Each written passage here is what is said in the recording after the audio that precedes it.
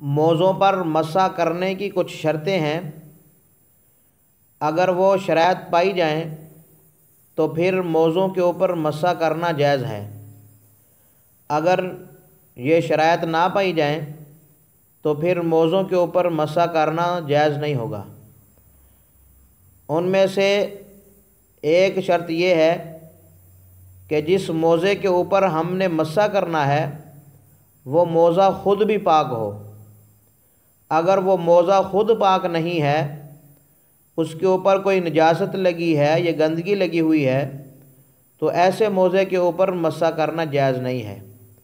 تو پہلے موزہ پاک ہونا چاہیے، اگر پاک نہیں ہے تو اس کو پاک کر لینا چاہیے، دھو کر اس کو پاک کر لیا جائے۔ دوسری شرط یہ ہے کہ موزہ وضو کر کے پہنا ہو۔ ایسا نہ ہو کہ وضو کیا نہیں اور موزہ پہن لیا، یا پاؤں اس نے دھوئے نہیں ہیں، بغیر پاؤں دھوئے اس نے موزہ پہن لیا، تو ایسے موزے کے اوپر بھی مسح کرنا جائز نہیں ہوگا۔ پہلے ایک بار مکمل وضو کر لیا جائے، وضو کرنے کے بعد پھر موزے پہنے جائیں، پھر جب وضو ٹوٹے گا تو پھر ان کے اوپر مسح کرنا جائز ہوگا۔ نمبر 3، موزے ٹخنوں کو ڈھانپتے ہوں وہ، یعنی اتنے بڑے موزے ہوں کہ جس کے اندر ٹخنے چھپ جائیں، تو ایسے موزے کے اوپر تو مسح کرنا جائز ہے۔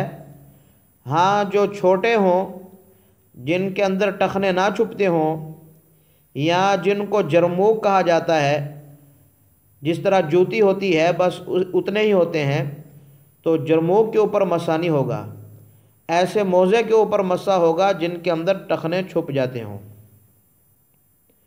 اور نمبر 4 شرط یہ ہے کہ وہ موزہ جس پر ہم نے مسح کرنا ہے وہ 3 انگلی یا اس سے